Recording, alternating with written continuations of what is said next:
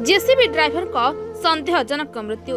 निर्माणाधीन सुवर्णरेखा ब्रिज श्रमिक भाव नियोजित जेसीबी ड्राइवर मृत्यु पर एवं बढ़ुची संदेह। मृत युवक जनक होउछंती अनुगुल जिलार सुब्रत साहू।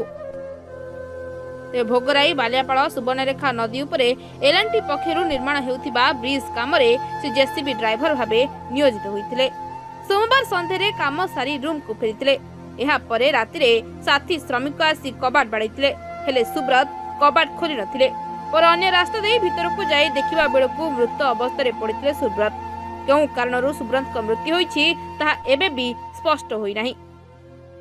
काली मो सहित 6टार फोन लगे लाइसेंस फाइसेंस तार प्रोब्लेम कथा धंडे तापर मुझे 9:30 आम छंडी बजार जड़े पाखर ऑपरेटर अच्छे से आम फोन कला जमी सुसाइड करदे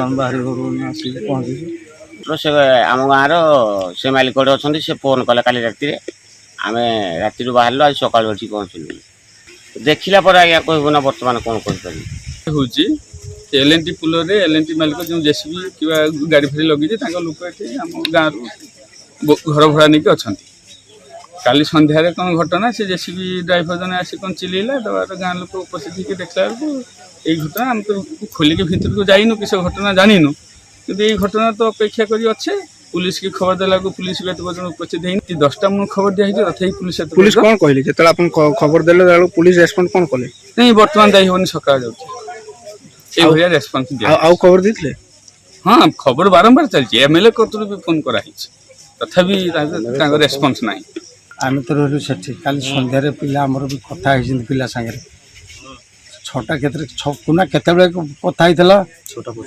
6:25 बेले कथा गत आज्ञा काली सन्धार पिला भल थिला ठीक था पचारि पिलार कौन अवस्था कथबार्ता ना भल कथबार्ता करथिला तापरे से कौन को कारण किसी आम तो जानी पारनु कहीं पिला मला कौन कल। अन्यपटे घटनास्थल में भोगराई पुलिस पहुंची शव व्यवच्छेद पठाइथिबा बेले तदंत आरंभ करिछि। बालेश्वर भरत कुमार दास का रिपोर्ट, सरकार न्यूज।